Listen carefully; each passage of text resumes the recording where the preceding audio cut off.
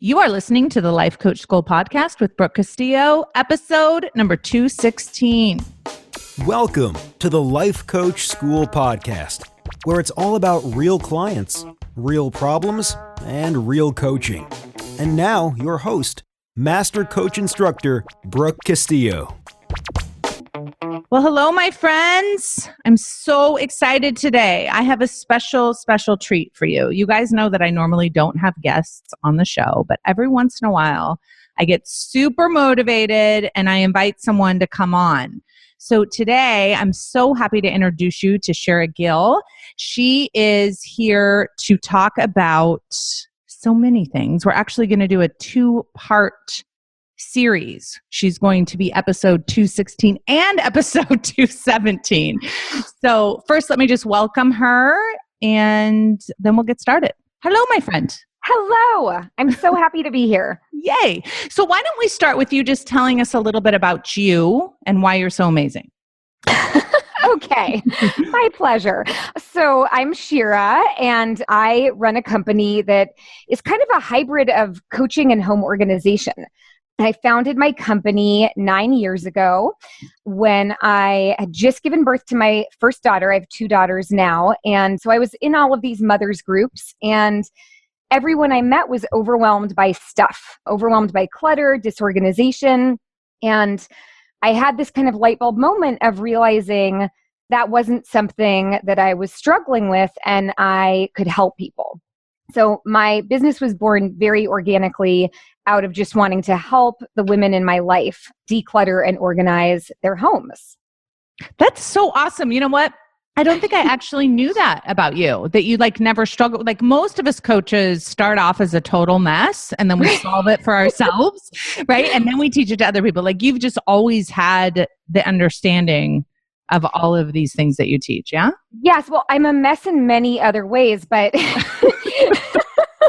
this is one area where I think as a young kid, I was a child of divorce. I moved a lot, had joint custody, and went back and forth every day between homes. And I think actually my need for organization was born out of that.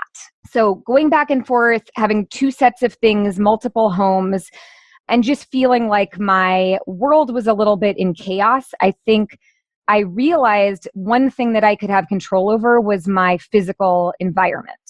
So my mom says I was always kind of puttering around my room and organizing and streamlining. And I think it was a form of self-care for me. It's so interesting. You know, you and I both are super organized, have very minimalist lifestyle, very clean homes. And I was the same way when I was a kid. I was always organizing my room and cleaning it up and getting rid of clutter. So I think it's fascinating that this can all start when we're kids. But totally. There are so many people that are listening that do not have this wonderful, amazing trait that we have. And I have lots of, even my friends come into my house. They're like, oh my gosh, how do you keep your house so organized? Where's all your stuff is what they say, basically. Right. Yes. I get that too. You're going to find it in the closet. Yeah. Yes. I mean, I think right now more than ever, we are a nation overwhelmed by too much stuff. And I think we've reached a real tipping point where our physical possessions have become more suffocating than liberating. And I think that's really a challenge that most people are up against right now, is kind of navigating how does their stuff impact their lives. And I think for most people, they're finding negatively at this point. Yes. So I work with people to completely shift their mindsets about what they own and set up a home that reflects and supports their life and their values instead of making things more difficult and overwhelming. Yeah.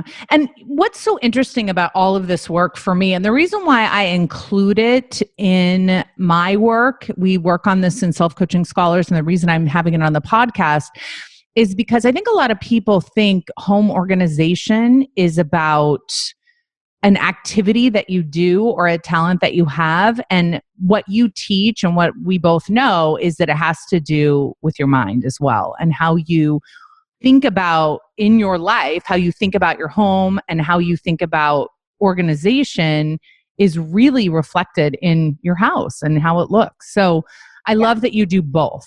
So it's such a perfect combination, I think, in your business. And you guys, while you're listening to this, if you're at your computer, you have to go to Shira's website because it is so beautiful and she has the most beautiful pictures, and it's Shira Gill. So it's ShiraGill.com. So you got to go check it out while we're talking, but pay attention to what we're saying. So here's what we're going to do. We're going to talk about, in this episode, we're going to talk about vital changes and how one change, doing one thing, can change everything. And then in the second episode of this series, we're going to talk about organization in general. Of course, we will sprinkle in a little minimalism, but because I've already done an episode on that, I didn't want that to be our main focus, although Shira and I can totally geek out on that as well. And it is a huge part of organization, but we're going to stick to those two topics today. And then we'll tell you about how you can get some really cool free stuff from Shira. So let's start with how one thing can change everything. And here's why I want to start here is when I talk to people about organizing their lives and their homes, they immediately imagine their entire house and their car and their storage unit and their lake house, and they get so overwhelmed that they don't do anything. So how do you deal with someone who's coming to you and wants their whole house organized but can't even think about where to start? Yeah. So when I walk into a house, that is generally, most people feel like every square foot has room for improvement. So I like to really just find one small area to focus on. And it almost doesn't matter which area, because the point is just to start taking action. So like if you think your entire kitchen is a mess, I would say, great, do your junk drawer. If you think your entire closet is a mess, I would say, open your sock drawer. So what I've found also is that people are in such a state of kind of overwhelm and paralysis when it comes to their living spaces that they overestimate the amount of time that it will take to declutter and organize.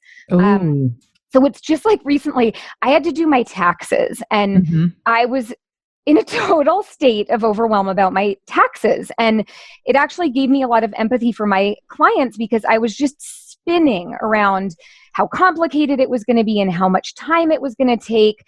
And then when I finally sat down and just put my head down and did my taxes, it took under an hour. Wow. And I was like, I spent more than an hour obsessing about my taxes. So this is what I find is people feel like they're in so deep, they'll never get out. Yes. But then when they just take one small concrete project and tackle it, it's like suddenly triggers this sense of, I can be successful, I can organize, I can take action. They start seeing transformation and results immediately. And I find this work becomes really addictive for people. So it's like once you get over that little hump, really a cascade of positives can happen where it starts having a ripple effect where you suddenly see yourself as someone, you were talking about in a past podcast, the minimum baseline. And I felt like it related so well to this work because, you know, if you want to run and you just put on running shoes and take a walk or a run, suddenly you're a runner. You're a person who runs. And I think likewise, if you're a person who can organize their sock drawer, suddenly you're a person who can organize. You're a person who takes action and creates results for themselves. Yeah, it's so interesting. It's just like that meta skill. And here's the way that, like, when we think about it with coaching, like I'll have someone come to me with like this huge problem. They'll just think I'm just not worthy, or I overeat all of the time, or I don't have any good relationships. And that's a pretty overwhelming, elephant to handle. And so we want to do like one little bite at a time. And so one of the things that I will say to them is like, give me a specific example. And I think what happens is people look at their houses, right? And their houses are so cluttered and they feel like they're overwhelmed and they're unorganized. And there's so many dimensions to that, right? So the first dimension is what caused it to get that way? Like where was our mental space that we weren't able to keep up with the house and we kept accumulating and it didn't stay organized? The other piece about it is how many of us have shame about it, right? So we don't want to have people come over and we don't even want to look at it. We start avoiding it. It just keeps getting worse.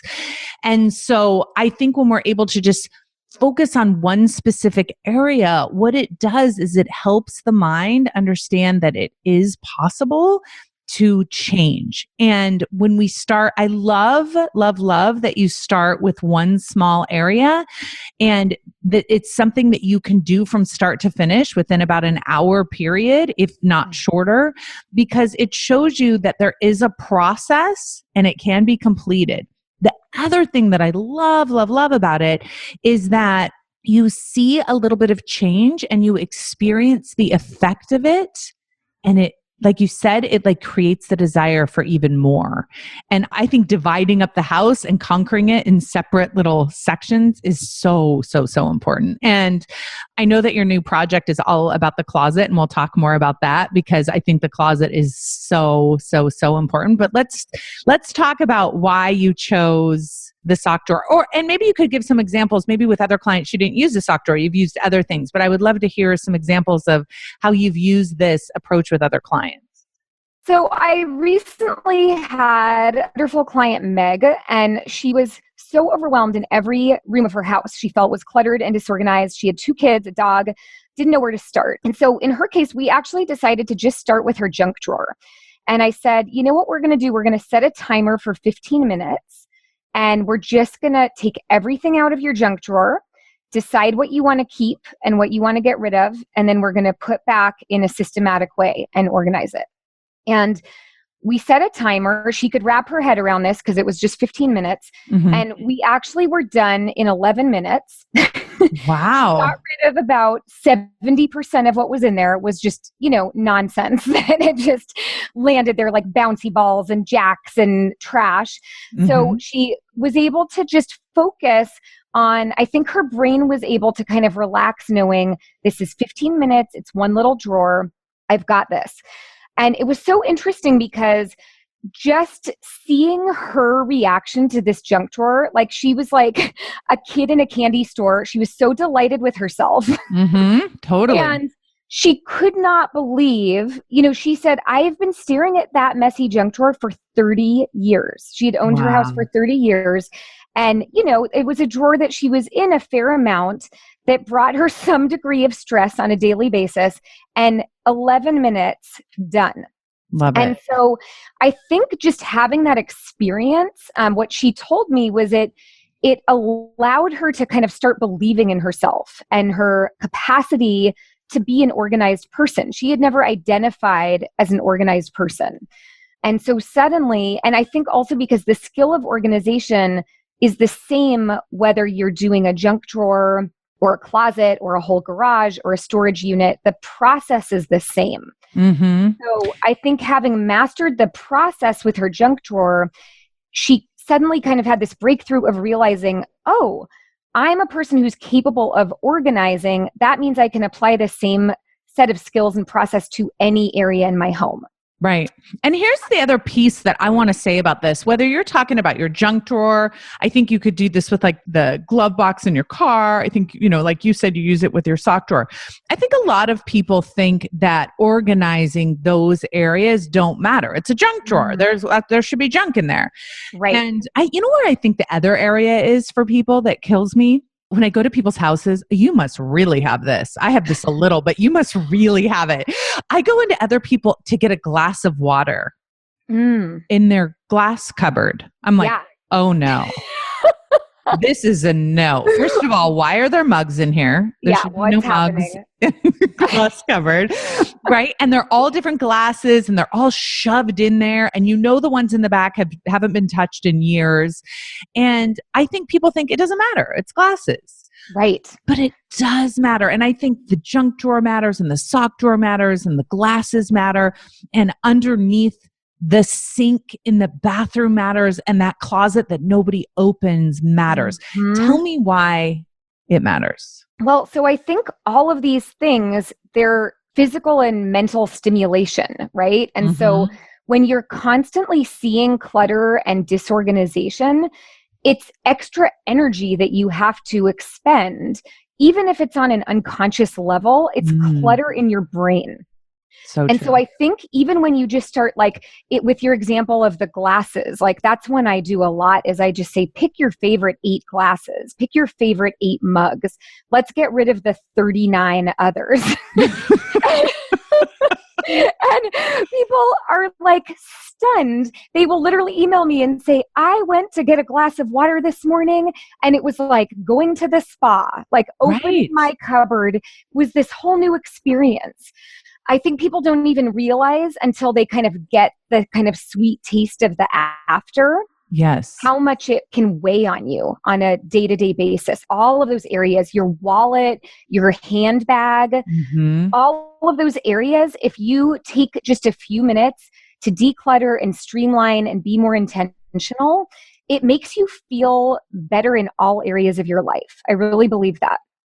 So now most people, this is another reason why I think it's so smart of you to have people start with smaller areas to practice getting rid of things. Now, you and I have laughed about this before where you just have like no problem with people getting rid of things and you have no problem getting rid of things and I have no problem getting rid of things. But this is a real issue for people.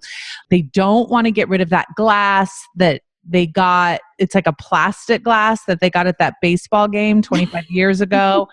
Like it reminds them of their grandpa or whatever. I think it's really hard. Like people really genuinely struggle with this. So how do you work with people that even if it is their junk drawer, even if it is their glass cupboard, why they have such a hard time? Right. Well, so I think that clutter is caused by fear. And I think scarcity thinking and fearful thinking is what prevents people from letting go of clutter. Yes. And so I think people walk around asking themselves the wrong question. So what I find most of my clients have been asking themselves are questions like, what if this is useful one day? Or, you know, somebody gave this to me. What if they find out I've gotten rid of it and they're mad at me? Or, you know, did I pay a lot of money for this item? And I think all of those are rooted in kind of fear and scarcity thinking and will keep you stuck. So what I like to do is coach my clients to reframe things and start asking themselves different questions and seeing their space through a lens of wanting to transform it and wanting to create something wonderful for themselves. Yes. So some of my favorite questions are, does this item support my current values and priorities? Would I buy this item for full price today? Yes, that's my favorite one. Would I buy this again? People are like, no, I would. They're like, I wouldn't even buy it in the bargain bin. Or like, would it impact my daily life not to have this item? Is the item worth the space it's taking up in my home? And one of my real favorites is this item adding value to my life right now? Yes. So I think a lot of people can get really stuck in the past thinking or future thinking. And I like to really get people focused on who they are right now, what their values are right now, and let's focus on creating the life you want to lead. Does this stuff support that vision? Yes, it's so true. So much of what I teach at the school is reflected so beautifully in our homes. When I first started learning about coaching, Martha Beck told me this idea that like how we describe our homes is really how we're describing ourselves. And, you know, when you have someone describe like their closet or have someone describe that room that no one goes into, they're revealing so much about their psyche. And I really do believe that is true. I think my home is truly a reflection now of where my head is now, the clarity. And there's got to be something to the mind of a teenager and how their room looks. Absolutely. Yes, transitional. Yes, it's so, and I go into, and you know what's so fascinating? And let's just touch on this quickly is I'll go into my son's room and like literally he's like, his leg is still kind of in his jeans. Like, you know, it's like, still hasn't been pulled all the way out. He's laying on his bed. And I think like, how can you live in this room? Like, don't you have any sense of like wanting order or wanting cleanliness? And I think he's like, yeah, I do. I do want it. And I appreciate it when it's clean, but he like can't get himself to care enough to change it. And I think so many of our clients feel that way too. And that's why we have to bring in reinforcements. We have to bring in people like you to help us. Yes. And I think having like starting with the clarity, even I work with teenagers sometimes, and I always start with them because they're in this position of, their mom always saying like, clean up your room and, nagging and haranguing them. So I like to start with the complete opposite angle and say, what's important to you right now in your life? Like, what's going on? What's fun? And does your room reflect that? And even teenagers can tap into, like, well, I'm really into skateboarding, or I'm really into this hobby. I'm like, great, then why is your skateboard under, 2 pounds of dirty laundry? Right. Let's focus on displaying that and giving it a place of honor and respect in your room so you can grab it when you want to go skateboard. But I think it's always coming back to, the values and the vision of who are you? What do you care about? And is your stuff serving you, or is it in the way? Yes, it's so true. It's so true. So I want to end this episode by really emphasizing the point that a lot of you will think that it's too insurmountable and that you don't even want to tackle looking at the clutter or the organization of your house or your office or whatever. And that it won't matter if you only focus on one drawer. And I want to tell you, and I want to encourage you to try us out. Like, I want to encourage you just to do this one exercise with us. And it's not even about the organization or the house being clean or the drawer being pretty. It's really about the mindset and the skill process that you will go through as you create that. And I know that Shira has a free opportunity for you guys to try this out with her whole entire system. She's giving it to you for free to focus on one single sock drawer. Now, what do you think people are thinking right now when I say the sock drawer? I think they're like, who cares about my sock drawer?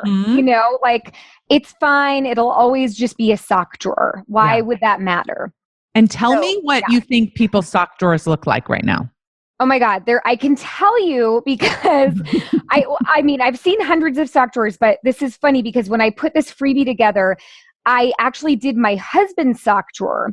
And things that I found in my own home, I was like, what is happening here? I love it. I have a very organized home, but like there are some spaces, like my husband's sock drawer, I had let him do his thing there. Yeah. But no more, my friends. So what I found in my husband's sock drawer was literally like, iPhone speakers, wires, gum wrappers. I was like, what is happening? And, this is the home of a professional organizer. So I can only imagine. Right. But, I feel like most people have mismatched socks, old socks with holes in them, things that are not socks. So items that randomly landed there that need to go elsewhere. Yeah. Trash, literally trash. Yeah. So I think this exercise, it's 15 minutes, and I really do think that it can change everything. And just at the very least to see yourself taking action and to get unstuck and to see some physical transformation happen. Yes. So excited for you guys. So I want you to go to Shira's website, shiragill.com, opt in for this freebie. And I want you to do the exercise, do the program that she's offering you there before you listen to the next podcast. Because in the next podcast, we're going to talk about organization, and we're also going to give you an invite to join us. And when I say us, I mean Shira, and I'm just going to be a passenger along for the ride.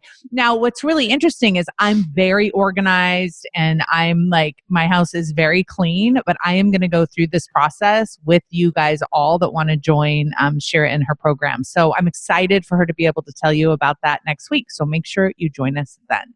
Oh, yay. Until then, have a wonderful week. Get that sock drawer totally sparkling. And we definitely want you to take pictures. So when you join us in our Facebook group, you can share it with us. All right, my friends, talk to you next week. Bye. See you next week. Hey, if you enjoy listening to this podcast, you have to come check out Self-Coaching Scholars. It's my monthly coaching program where we take all this material and we apply it. We take it to the next level and we study it. Join me over at thelifecoachschool.com/join. Make sure you type in the THE lifecoachschool.com/join. I'd love to have you join me in Self-Coaching Scholars. See you there.